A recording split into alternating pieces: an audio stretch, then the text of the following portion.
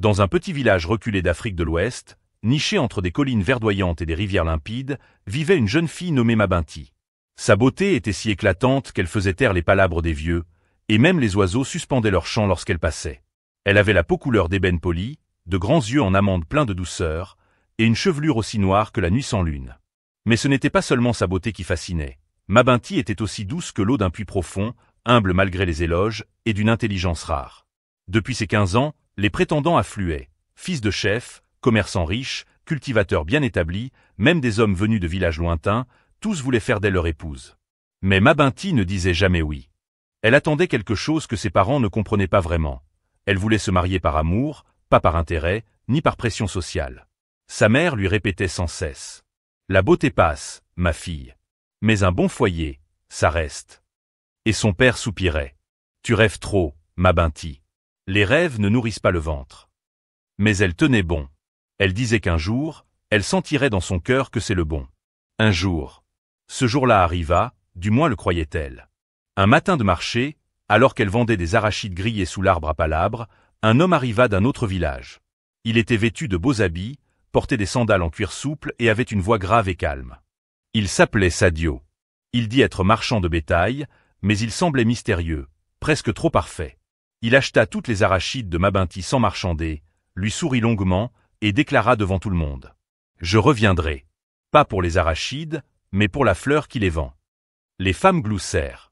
Mabinti baissa les yeux, troublée. Elle ne savait pas encore que cette rencontre allait changer sa vie à jamais. Pas pour le meilleur. Le lendemain de leur première rencontre, Sadio revint, comme il avait promis. Cette fois, il ne s'arrêta pas au marché. Il alla directement chez les parents de Mabinti, portant avec lui des présents.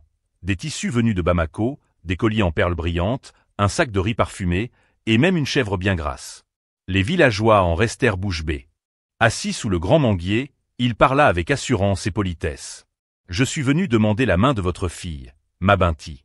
Mon cœur a choisi, et je n'ai pas pour habitude de retarder ce que le destin a déjà décidé. » Les parents, impressionnés par la prestance de Sadio et la richesse qu'il dégageait, se regardèrent, puis fixèrent Mabinti. Elle hésitait. Son cœur battait fort. Elle ne le connaissait pas vraiment, mais il semblait si sûr de lui, si stable, si différent. Et pour la première fois, elle se dit peut-être que c'était lui. Peut-être que c'était enfin celui que son cœur attendait. Sa mère lui prit la main doucement. « Tu ne peux pas dire non éternellement. Cet homme semble bon. Il te respecte.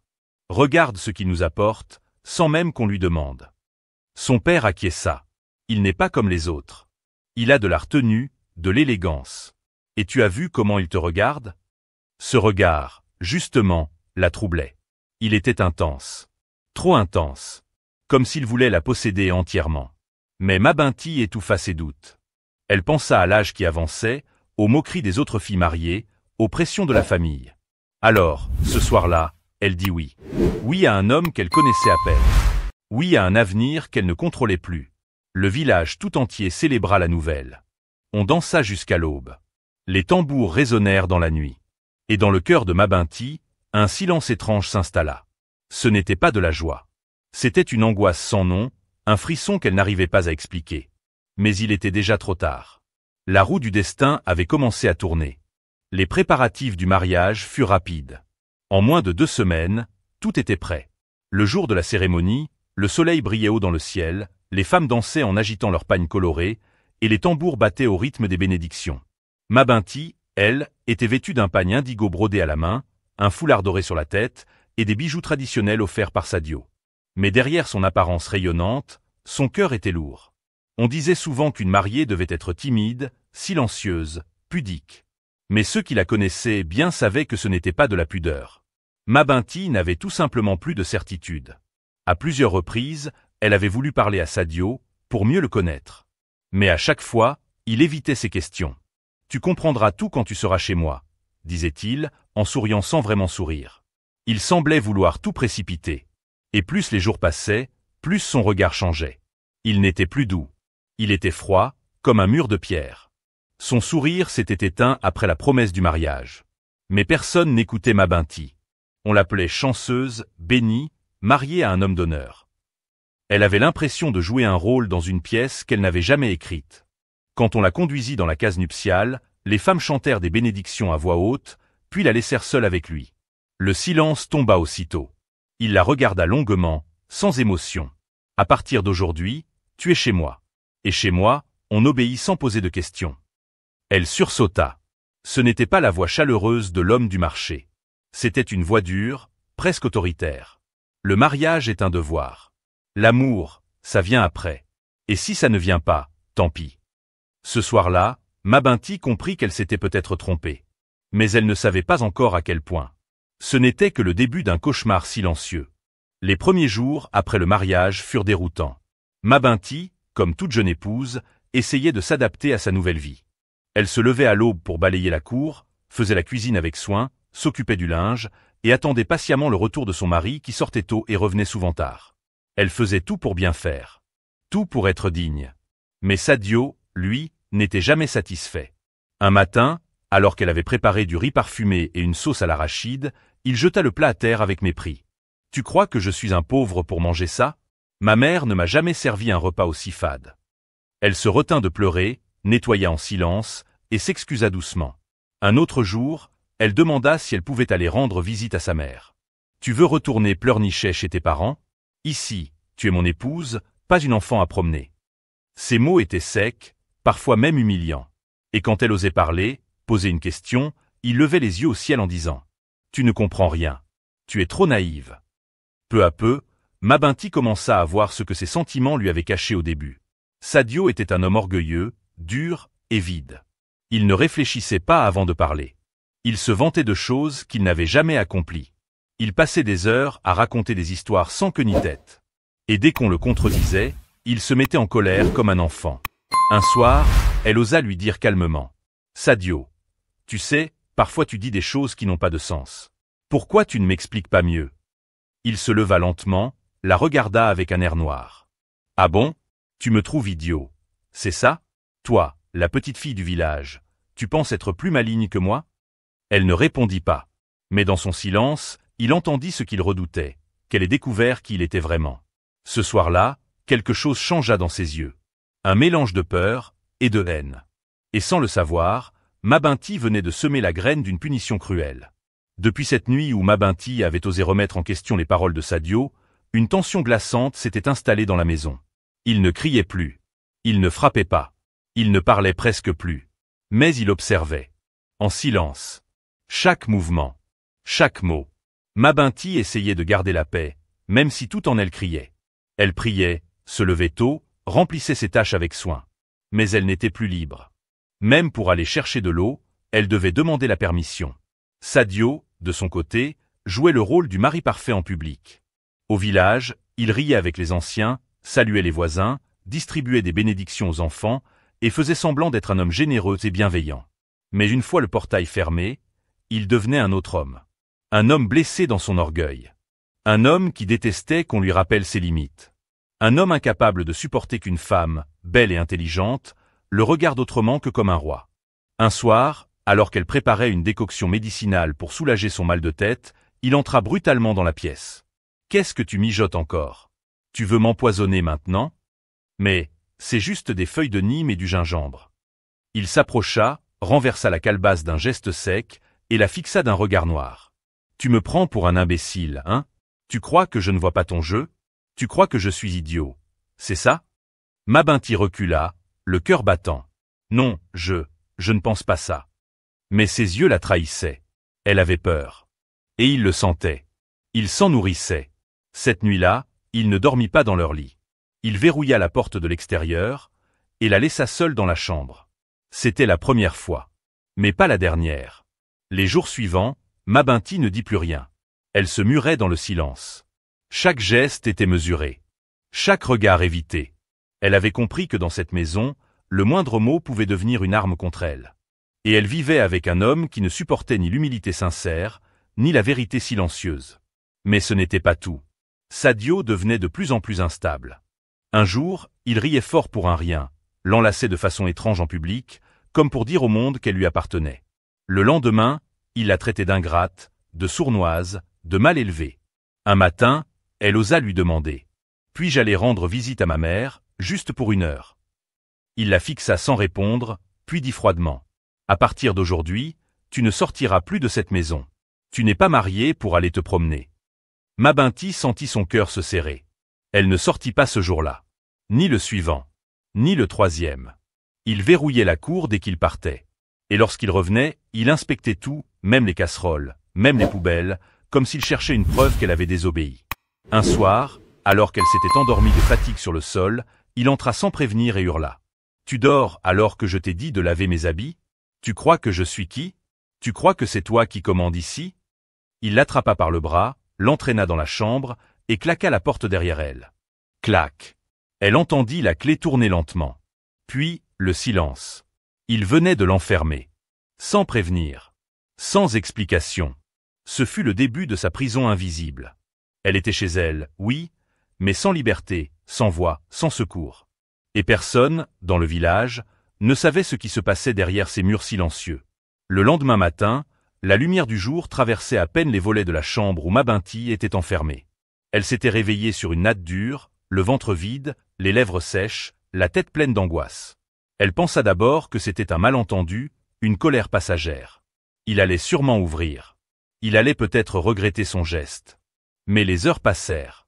Et la porte resta fermée. Elle appela doucement. « Sadio, je peux sortir? J'ai faim. » Pas de réponse.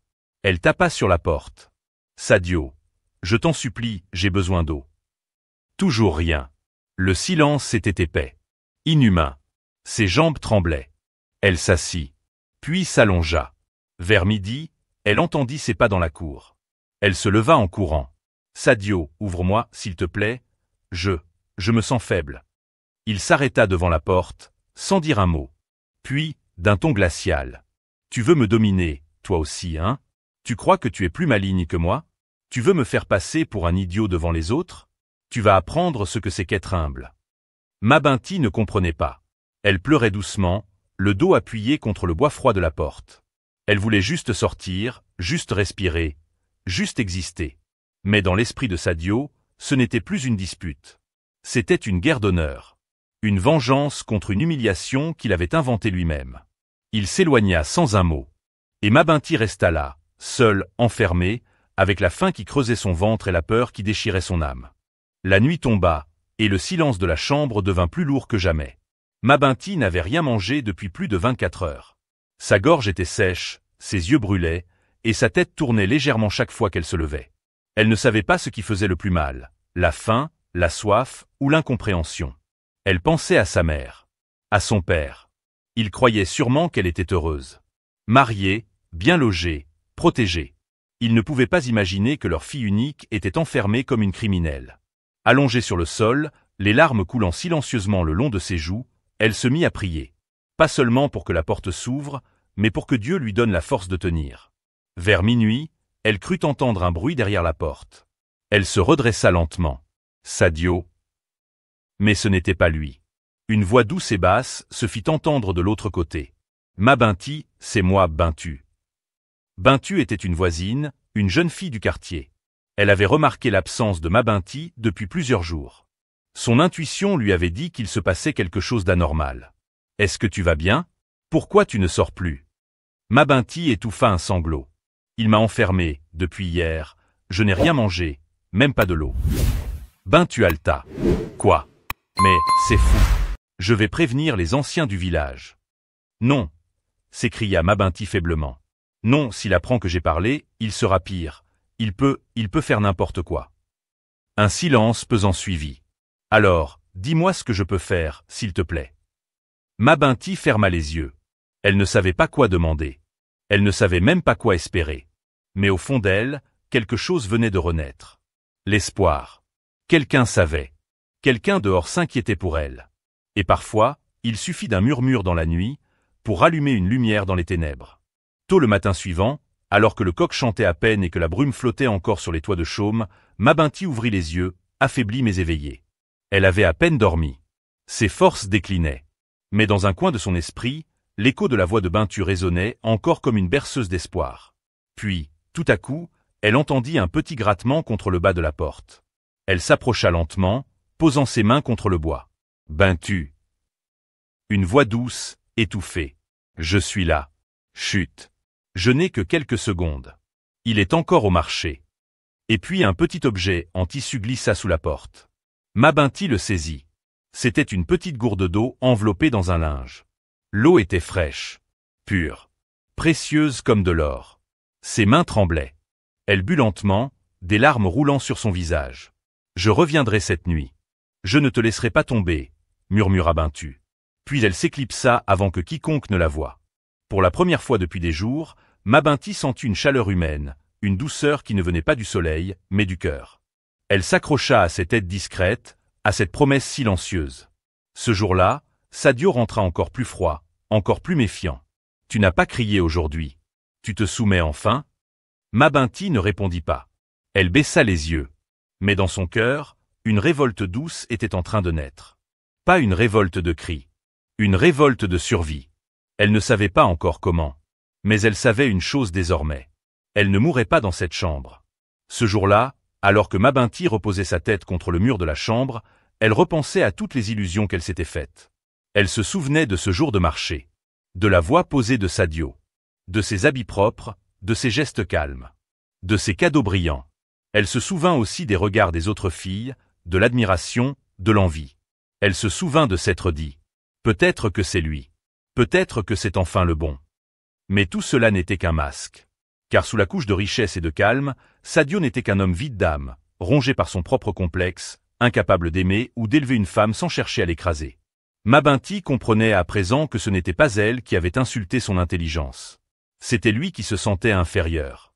Et qui cherchait à la punir pour ce qu'il ne pouvait jamais être. Ce même jour, il revint plus tôt que d'habitude. Il ouvrit la porte. Elle se recula, le cœur serré.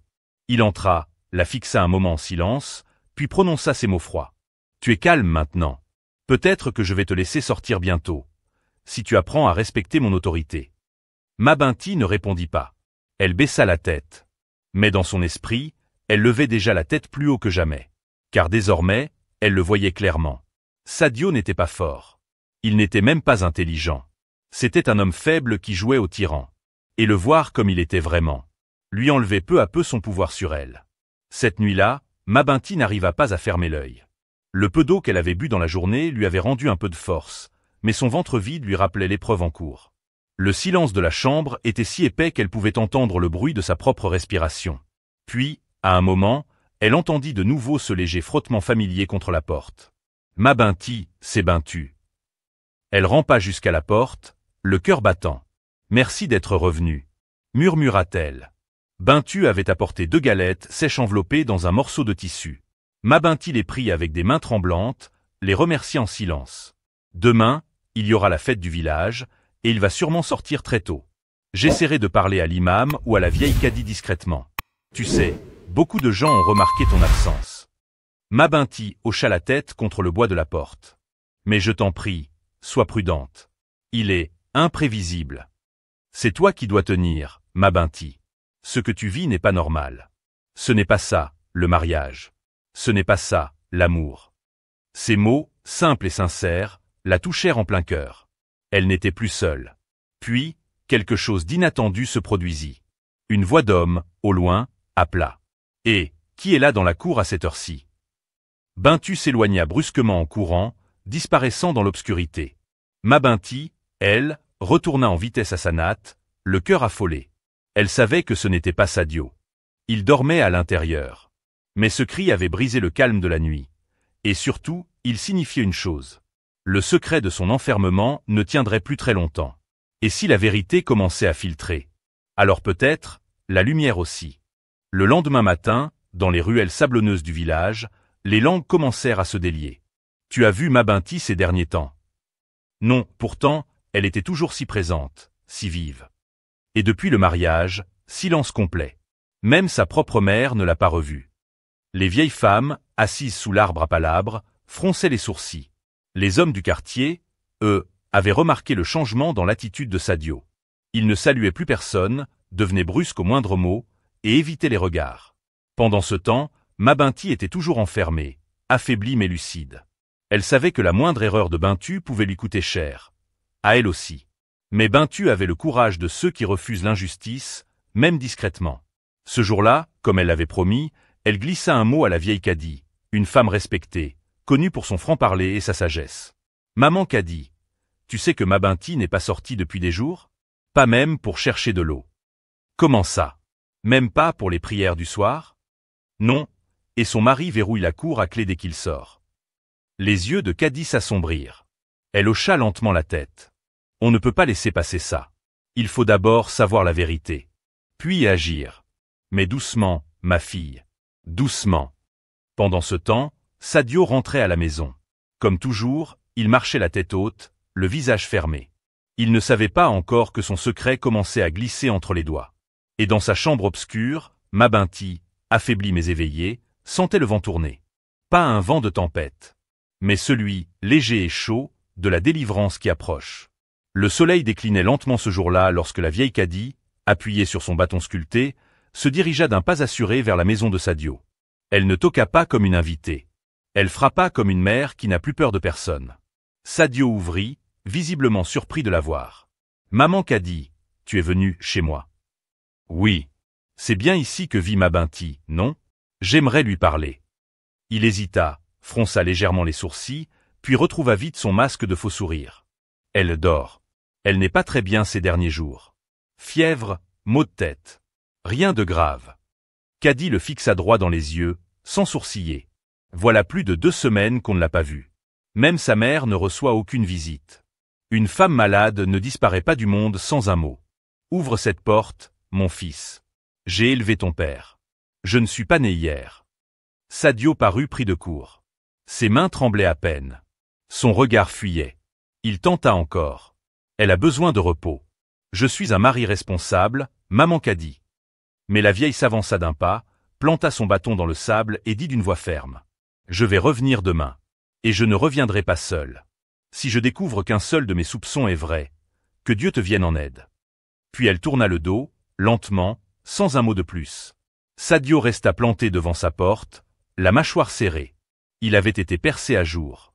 Et dans sa chambre, à quelques mètres de là, Mabinti n'avait rien entendu. Mais son salut venait de frapper à la porte.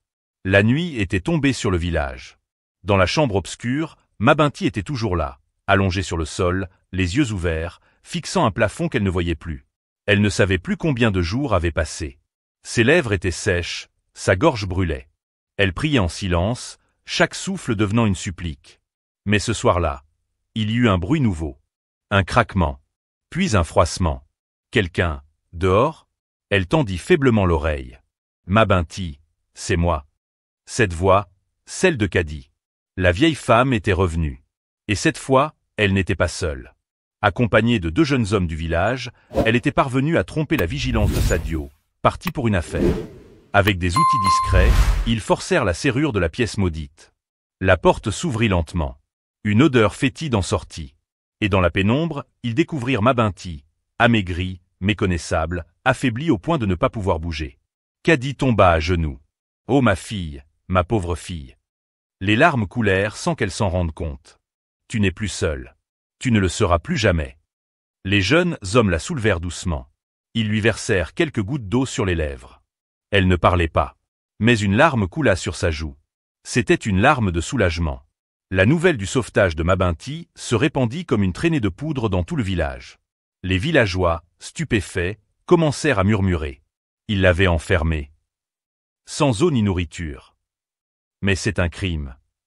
Sadio, de retour au village, trouva sa maison vide. La serrure brisée. Et surtout, sa honte étalée au grand jour. Il voulut parler. Se défendre. Dire que Mabinti l'avait mérité, qu'elle l'avait humilié, qu'elle l'avait regardé comme un imbécile. Mais personne n'écoutait ses justifications. La vieille Kadi, pourtant d'un naturel doux et effacé, prit la parole sur la grande place, devant tous les anciens. Vous voulez savoir pourquoi il l'a enfermée? Parce qu'elle a osé penser, réfléchir et dire ce qu'elle voyait. Il a puni une fille éduquée pour avoir été trop vivante à ses yeux d'homme frustré. Un silence pesant suivit ces mots. Et s'il n'y avait pas eu la compassion d'une vieille comme moi, cette enfant serait morte dans votre village, dans une chambre fermée, pendant que vous dormiez tranquillement. Les regards se baissèrent. Les cœurs s'alourdirent. Le chef du village convoqua alors Sadio. L'homme, arrogant quelques jours plus tôt, était désormais nerveux, acculé. Le chef lui lança froidement. « Prépare-toi. Ce que tu as fait aura des conséquences. Ce village n'est pas un repère de bourreaux. Sadio ne répondit rien. Mais pour la première fois, il réalisa que le monde voyait à travers lui. Le lendemain matin, toute la communauté se rassembla sous l'arbre à palabres. C'était là que les conflits étaient réglés. Là que la vérité, aussi amère soit-elle, était confrontée au regard du peuple. Mabinti, toujours affaibli, fut porté sur une natte propre. À ses côtés, la vieille Kadi lui tenait la main. Elle était pâle, mais digne. Son regard ne fuyait pas. Sadio, lui, avait le visage fermé. Il portait un boubou noir, comme s'il venait à des funérailles, peut-être les siennes. Le chef du village, entouré des anciens, leva la voix. Aujourd'hui, nous ne jugeons pas une querelle de couple, mais un crime contre l'humanité. Un homme a enfermé sa femme. Il a voulu qu'elle meure lentement. Pourquoi? Parce qu'il ne supportait pas d'être vu tel qu'il était. Un murmure parcourut l'assemblée. Puis il tourna la tête vers Mabinti et dit avec une douceur rare. « Ma fille, tu as souffert en silence. Parle aujourd'hui. Ta voix est la lumière que ce village a laissé s'éteindre trop longtemps. » Mabinti inspira profondément. Elle parla d'une voix fragile, mais ferme. « Je ne suis pas une femme parfaite. Mais je ne méritais pas d'être enterrée vivante. Je n'ai jamais voulu humilier Sadio. J'ai seulement vu, et il m'a puni pour avoir vu. » « Vu quoi? Demanda l'un des anciens. « Qu'il n'était pas prêt à aimer. Pas prêt à protéger. Pas prêt à être un mari. Il voulait un mur, pas une épouse. Il voulait un silence, pas une compagne. » Un silence s'installa. Cette fois, un silence qui accusait. Sadio baissa la tête. Ce fut la première fois qu'il ne se défendit pas. Comme si, dans les mots de Mabinti, il avait entendu l'écho de sa propre défaite.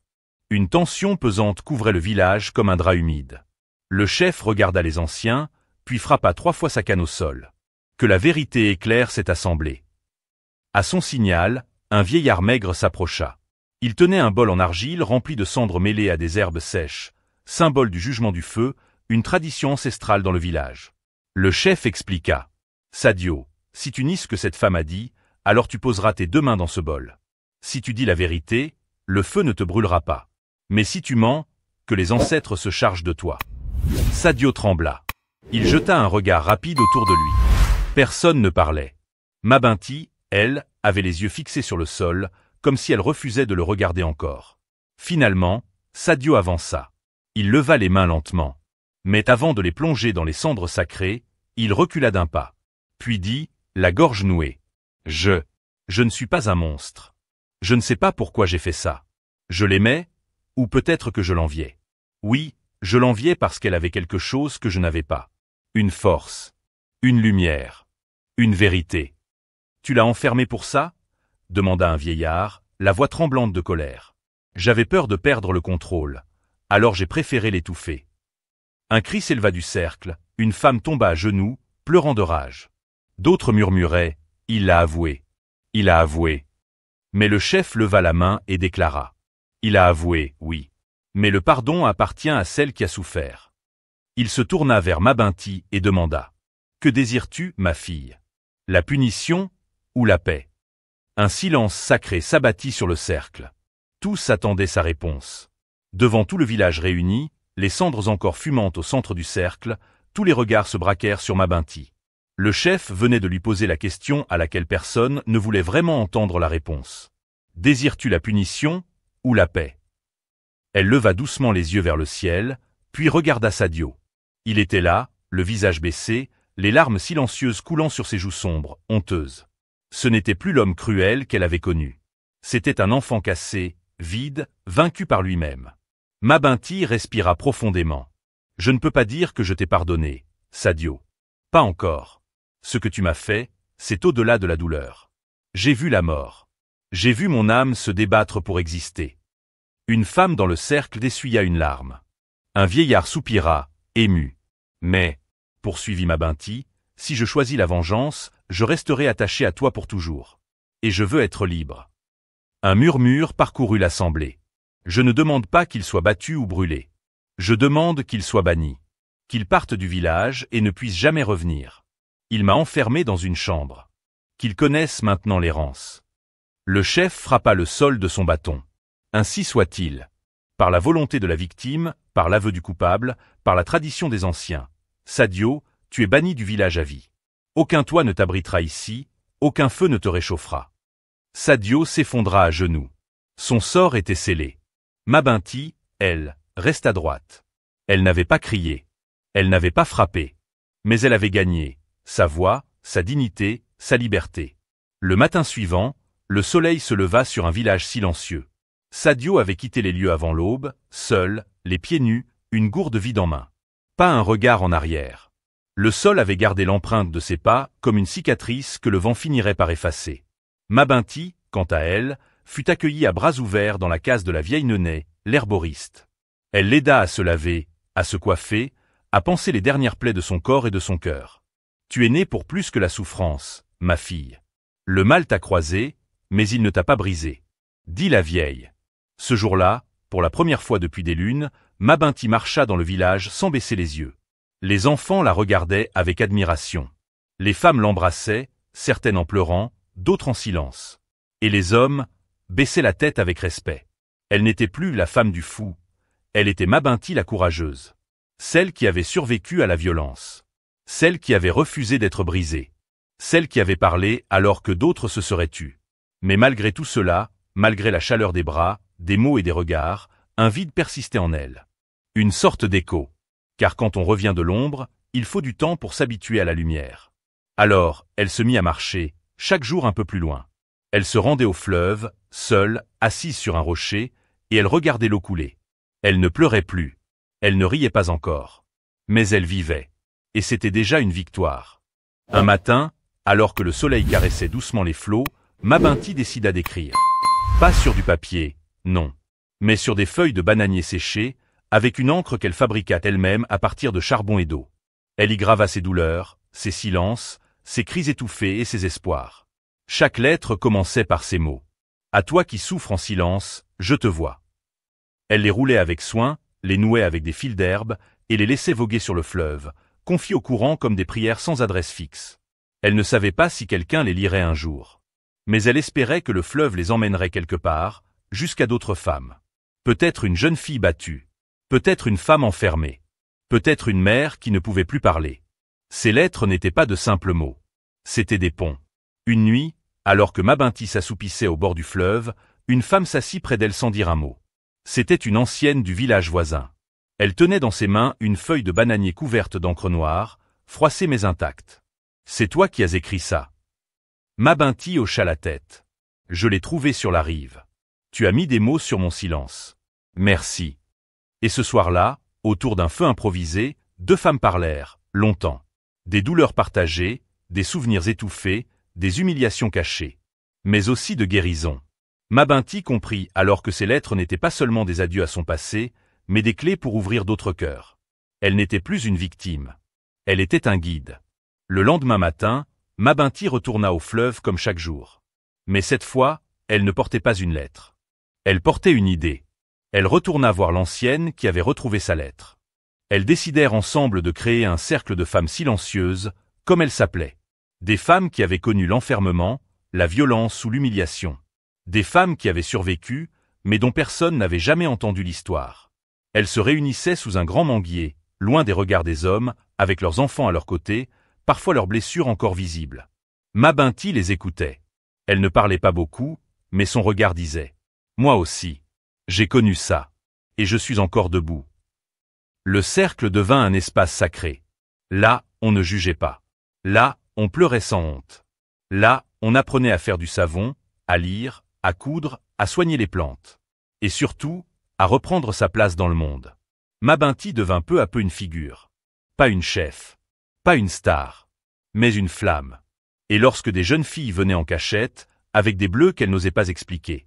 C'étaient ces femmes-là, qui autrefois avaient été brisées, qui ouvraient les bras. L'idiot, lui, était toujours au village, isolé, amer, murmurant dans sa barbe des paroles que plus personne n'écoutait. Il ignorait que celle qui l'avait enfermé avait bâti un refuge pour des centaines. Et que pendant que lui parlait seul dans la cour, Mabinti parlait au monde. Le jour où Mabinti fut invité à parler lors d'une grande rencontre de femmes à la capitale, ce fut comme un rêve devenu réel. Elle hésita d'abord. Elle n'aimait pas les projecteurs. Mais l'ancienne lui dit doucement « Ce n'est pas pour toi que tu y vas. C'est pour toutes celles qui n'ont pas eu la force de survivre. et pour celles qui n'ont pas encore trouvé la force de partir. Alors elle prit le bus, dans sa robe simple, un cahier dans la main. Quand elle monta sur scène, les murmures cessèrent. Et devant les femmes venues de tout le pays, elle raconta. Pas avec haine, pas avec vengeance, mais avec vérité. Elle parla de la chambre sans fenêtre, de la soif, de la faim, de l'humiliation, mais aussi de la résilience, du pardon, et du cercle des femmes silencieuses qui, désormais, n'étaient plus silencieuses du tout. Son discours fit pleurer. Il fit lever des femmes. Il inspira des lois. Des radios en parlèrent. Même des chefs religieux, jusque-là silencieux, commencèrent à condamner publiquement l'enfermement, les mariages forcés et les violences dans les foyers. Pendant ce temps, au village, la rumeur arriva comme une bourrasque. La femme de l'idiot est à la télé. Il alluma le vieux poste poussiéreux. Et là, il la vit. Éblouissante. Libre. Digne. Elle ne prononça jamais son nom. Mais chacun comprit. Et pour la première fois de sa vie, l'idiot baissa les yeux. Depuis que Mabinti avait parlé, le monde autour de lui avait changé. Les gens au village ne le saluaient plus comme avant. Les femmes détournaient les yeux. Même les enfants se taisaient quand il passait. Ils pensaient que le silence était une victoire quand il l'imposait. Maintenant, il découvrait que le silence pouvait être une condamnation. Son frère aîné vint lui parler. « Ce que tu as fait, c'est une honte. Tu as sali notre nom. » « Elle exagère, répondit-il. Elle ment. Elle veut juste attirer l'attention. Si elle mentait, pourquoi est-ce que tout le monde te croit capable de cela? Pourquoi personne ne te défend? Il n'avait pas de réponse. Un jour, une femme qu'il connaissait bien, une voisine, lui lança, en pleine rue. Si tu avais su la valeur de ta femme, tu aurais protégé son cœur au lieu de le piétiner. Lui, qui jadis paradait comme un coq dans la cour du village, rentra chez lui la tête basse. Pour la première fois de sa vie, il ressentit quelque chose qu'il n'avait jamais connu. La honte. Pendant ce temps, Mabinti recevait chaque jour des lettres, des appels, des invitations. Des femmes lui racontaient leurs histoires. Des mères la remerciaient. Des jeunes filles disaient « Grâce à toi, on sait qu'on peut dire non. Grâce à toi, on sait qu'on peut partir. Grâce à toi, on sait qu'on peut guérir. » Et dans un coin de son cœur, Mabinti pleura doucement. Pas de tristesse, mais parce qu'elle sentait enfin que sa souffrance n'avait pas été vaine. Un matin, alors que le soleil filtrait doucement à travers les rideaux de sa nouvelle maison, Mabinti se regarda dans le miroir. Son visage avait changé. Ce n'était plus celui d'une femme brisée. C'était le visage d'une survivante. Elle était plus forte, plus calme. Et dans ses yeux brillait une lumière qu'aucun enfer n'avait pu éteindre. Son ami Essatou arriva avec un panier de fruits. « Tu sais, dit-elle en posant le panier, j'ai entendu dire qu'il voulait te demander pardon. » Mabinti haussa les épaules. « Le pardon, je l'ai déjà accordé. Tu veux dire que tu le reprendrais? » Non. Pardonner ne veut pas dire retourner là où l'on a failli mourir. Elle reprit son activité d'enseignante auprès des jeunes filles. Elle leur parlait de respect de soi, de dignité, de force intérieure. Et à chaque mot qu'elle prononçait, elle guérissait un peu plus. Et elle soignait d'autres cœurs blessés. Dans une émission radio locale, on l'invita à témoigner. Sa voix tremblait au début. Mais bientôt, ce fut une vague de vérité qui sortit de ses lèvres. Et des femmes pleurèrent en l'écoutant. Des hommes baissèrent les yeux. Et quelque chose changea. Le silence avait été vaincu. Des années plus tard, dans un grand forum international à Dakar, une femme au port majestueux monta sur scène. Son nom était désormais connu dans tout le pays, Mabinti Camara, défenseuse des droits des femmes africaines. Le public se leva pour l'applaudir. Parmi les invités, il y avait des ambassadeurs, des ministres, des chefs traditionnels, et des jeunes filles qui la regardaient comme un phare dans la nuit. Elle raconta son histoire. Sans amertume, sans honte. Elle raconta comment on peut mourir vivante, mais aussi renaître plus forte. Elle parla de foi, de courage, et de la lumière que seul Dieu pouvait entretenir dans un cœur éteint. Et puis, d'une voix calme. Un jour, il m'a enfermé sans manger ni boire. Mais Dieu m'a nourri de patience. Il m'a abreuvé d'espoir. Aujourd'hui, je suis libre. Et je suis debout pour celles qui ne peuvent pas encore parler. Dans un coin de la salle, un homme seul pleurait. Ses cheveux étaient gris. Ses yeux fatigués. C'était Issa. Il avait tout perdu. La société, la réputation. Mais surtout, la seule femme qu'il avait aimée sincèrement, même dans sa naïveté. Il comprenait maintenant. Trop tard. Mabinti termina son discours par ces mots. À toutes les filles enfermées, humiliées, battues. Dieu voit. même dans le noir.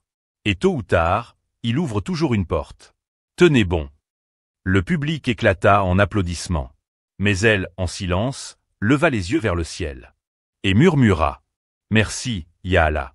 Tu ne m'as jamais laissé.